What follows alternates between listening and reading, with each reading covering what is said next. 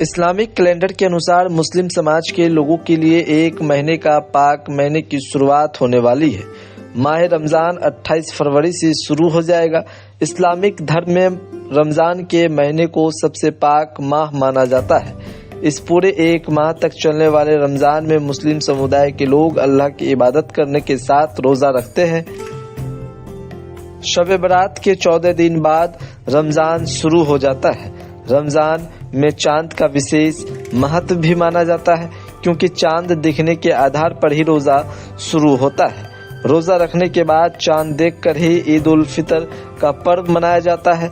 दरअसल इस साल माह रमज़ान की शुरुआत 28 फरवरी से होने जा रहा है। 28 फरवरी से तरावी शुरू कर दी जाएगी और उसी दिन से माह रमज़ान की शुरुआत होगी और 1 मार्च से रोज़ा रखा जाएगा। इस खबर में हम आपको बताएंगे कि एक महीने के पाक माह में मुस्लिम समाज के लोगों को क्या क्या करनी चाहिए।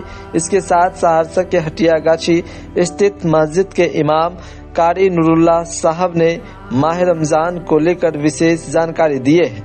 लोकल 18 से खास बातचीत के दौरान इमाम कारी नूरुल्लाह साहब ने बताया कि 28 फरवरी से तरावी की शुरुआत होगी और 1 मार्च से रोज़ा शुरू हो जाएगा।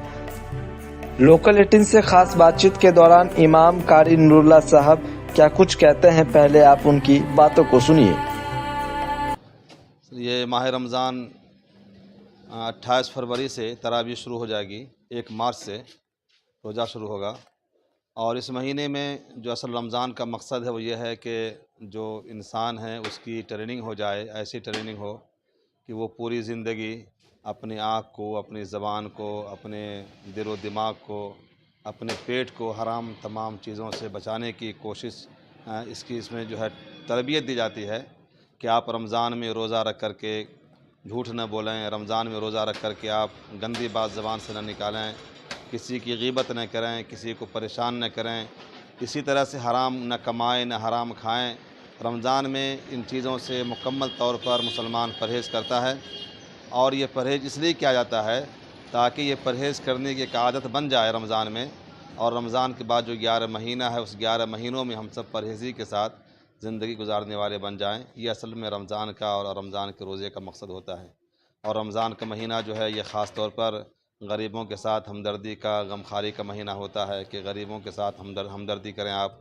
जब आप भूखे रहेंगे, भूख आपको सताएगी, प्यास आपको परेशान करेगा, तो आप उस भूख और प्यास के आलम में आप एक गरीबों की भूख और प्यास के दर्द को आप समझेंगे। एक गरीब इंसान कैसे भूखा और प्यासा रहता होगा, तो इसकी भी एक तरबियत दी जाती है कि आप उसकी हमदर्दी दिल के अंदर पैदा करें और उसकी मदद करें आप।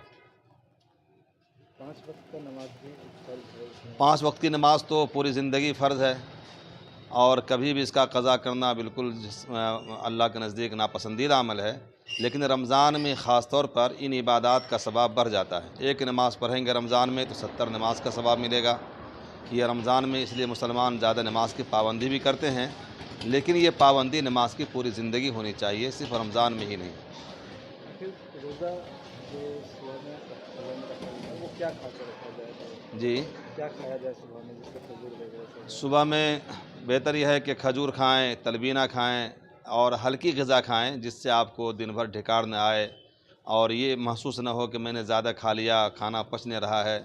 तो इन चीज़ों का ज़रा एहतियात करें ताकि भूख और प्यास आपको रोज़ा में लगे और वो शिद्दत आप जब बर्दाश्त करेंगे तो फिर गरीबों की हमदर्दी आपके दिल के अंदर पैदा होगी।